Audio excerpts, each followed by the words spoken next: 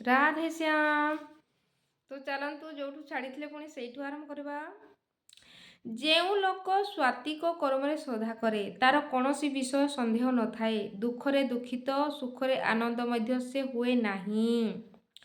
ଯେଉଁ ଲୋକ ଦେହକୁ ଶ୍ରଦ୍ଧା କରି କର୍ମକୁ ସମ୍ପୂର୍ଣ୍ଣ ଭାବେ ଛାଡ଼ିବାକୁ ଅକ୍ଷମ ହୁଏ ସେ ଲୋକ ସମସ୍ତ କର୍ମଫଳକୁ ତ୍ୟାଗ କରେ। ସ୍ୱାତ୍ବିକ କର୍ମେ ଯେ ରସଇ ସଞ୍ଚୟ ଯାହାର ନଥାଇ, ଦୁଃଖିତ କର୍ମେ ଦୋଷୀ ନୁହେଁ ସୁଖ କର୍ମେ ପ୍ରୀତି ନ ବହେ।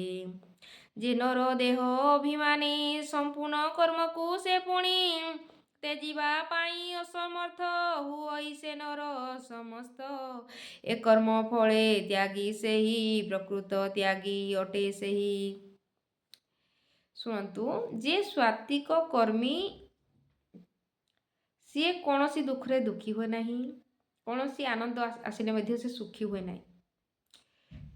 ଯେଉଁ ଲୋକ ଦେହକୁ ଶ୍ରଦ୍ଧା କରି କର୍ମକୁ ସମ୍ପୂର୍ଣ୍ଣ ଭାବେ ଛାଡ଼ିବାକୁ ଅକ୍ଷମ ହୁଏ ସେ ଲୋକ ସମସ୍ତ କର୍ମଫଳକୁ ତ୍ୟାଗ କରେ। ଯେଉଁ ଲୋକ କାମନା ରଖି କର୍ମରେ ଶ୍ରଦ୍ଧା କରେ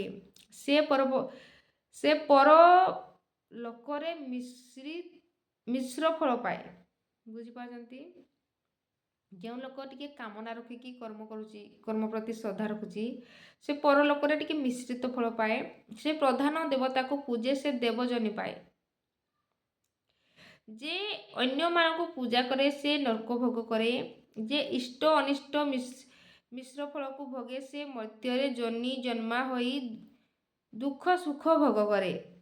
ଯେଉଁମାନେ ଫଳ ଆଶା ନ ରଖନ୍ତି ସେମାନେ ବ୍ରହ୍ମରେ ଲୀନ ହୁଅନ୍ତି ଓ ଯେଉଁମାନେ କୌଣସି ଫଳ ଆଶା ରଖନ୍ତି ନାହିଁ ସେଇମାନେ ବ୍ରହ୍ମରେ ଲୀନ ହୁଅନ୍ତି। କାମନା କର୍ମେ ସେହି ସ୍ନେହୀ ଯେହି ଅତ୍ୟାଗୀ ବଲାନ୍ତି ସେହି ଏହି ଲୋକ ଯା କରଇ ପରଲୋକେ ସେ ଫଳ ପାଇ। ଇଷ୍ଟ ଅନିଷ୍ଟ ମିଶ୍ର ତିନି ଫଳ ଭୋଗକୁ ହେ ଫାଲ୍ଗୁନି। ଇଷ୍ଟ ଯେ ଦେବ ଜନି ପାଇ ଅନିଷ୍ଟ ନରକେ ପଡ଼ଇ। ମିଶ୍ର ଯେ ମର୍ତ୍ତେ ହୁଏ ଜାତ ପାପ ପୁଣ୍ୟକୁ ଭୋଗେ ସେତ। ଫଳାଶାହୀନ ଯେ ସନ୍ନ୍ୟାସୀ ନ ଲୋଭେ ତନୁ ବ୍ରହ୍ମେ ମିଶି।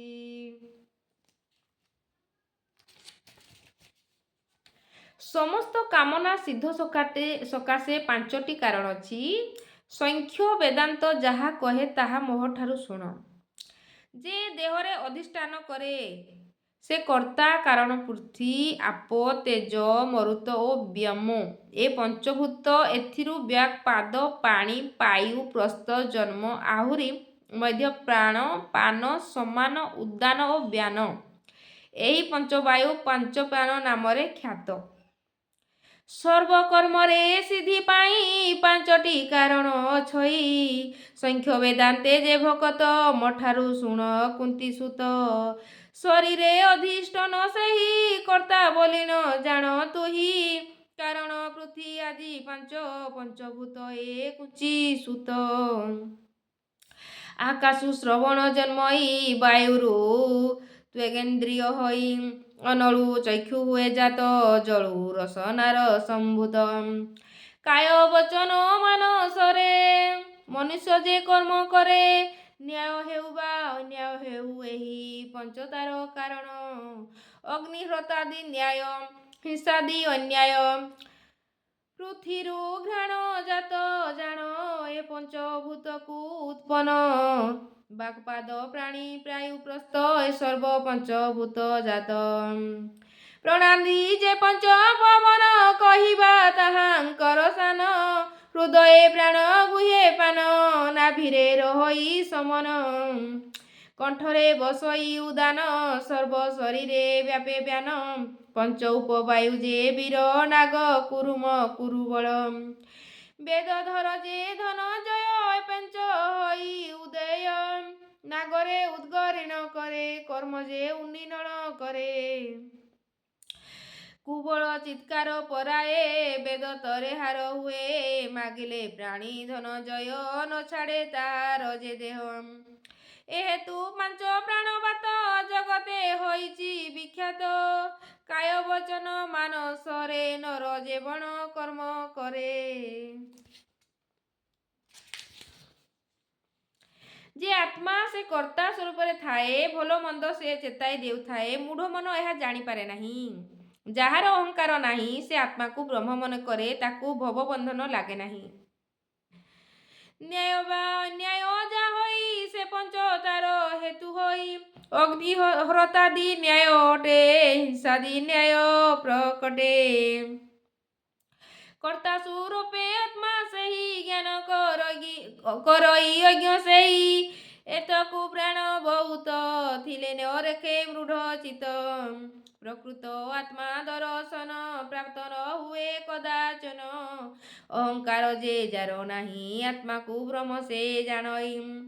କାର୍ଯ୍ୟରେ ଇହ ଲୋକ ଯଶ କରେ ନରକରେ କିଛି ନାଶ, ଯେଣୁ ତା ଆତ୍ମା ଶୁଦ୍ଧ ହୋଇ ଭବ ବନ୍ଧନ ନ ଲାଗଇ।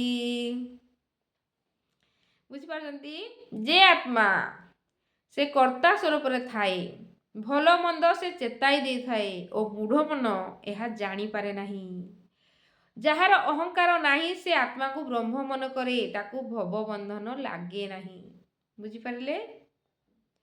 ଆମ ଭିତରର ଥିବା ଆତ୍ମା ନା ଆମକୁ ସବୁବେଳେ ଭଲ ମନ୍ଦ ଚେତାଉଥାଏ ଆମ ବୁଦ୍ଧି ଦ୍ୱାରା, କିନ୍ତୁ ଆମ ମୂଢ଼ ମନ ଜାଣିପାରେ ନାହିଁ। କାରଣ ସେ ଅହଙ୍କାର ଓ ଗର୍ବ, ଅଶାନ୍ତ ଏଇସବୁ ଜିନିଷରେ ରଚି ଯାଇଥାଏ। ତ କେଉଁଟା ଠିକ୍ କେଉଁଟା ଭୁଲ ବେଳେବେଳେ ଜାଣିପାରେ ନାହିଁ। କିନ୍ତୁ ଏଇ ଶ୍ରୀମଦ୍ ଭଗବତ ଗୀତାକୁ ଯିଏ ଶୁଣୁଛି, ଯିଏ ପଢ଼ୁଛି, ତାର ଆତ୍ମା ତାକୁ ଭଲ କ'ଣ ମନ୍ଦ କ'ଣ ନିଶ୍ଚିତ ଭାବରେ ଚେତାଇବ ଓ ସେ ଭଲ ଦିଗ ଆଡ଼କୁ ଗତି କରିବ। ଖରାପ କ'ଣ ସେ ସବୁବେଳେ ଜାଣିପାରିବ, ଏଇ ଜିନିଷଟା ମୋ ପାଇଁ ଖରାପ, ସେ ଦିଗ ପ୍ରତି ସେ ଗତି କରିବ ନାହିଁ। ଏକଥା ସମ୍ପୂର୍ଣ୍ଣ ସତ। ତ ଭିଡ଼ିଓକୁ ଏଇଠି ରଖିବା, ପୁଣି ଛୋଟ ଭିଡ଼ିଓ ଦ୍ୱାରା ପୁଣି ଆସିବି। କାହିଁକି ନା ଛୋଟ ଛୋଟ ଭିଡ଼ିଓ ଦ୍ୱାରା ଆପଣଙ୍କ ଇଚ୍ଛା ବି ହେବ ଛୋଟ ଭିଡ଼ିଓଟେ ମୁଁ ଜଲ୍ଦି ଦେଖିନେବି, ସେଥିପାଇଁ ଛୋଟ ବନାଉଛି। राधे श्याम, आप सबका मंगल हो। Blessing blessing blessing.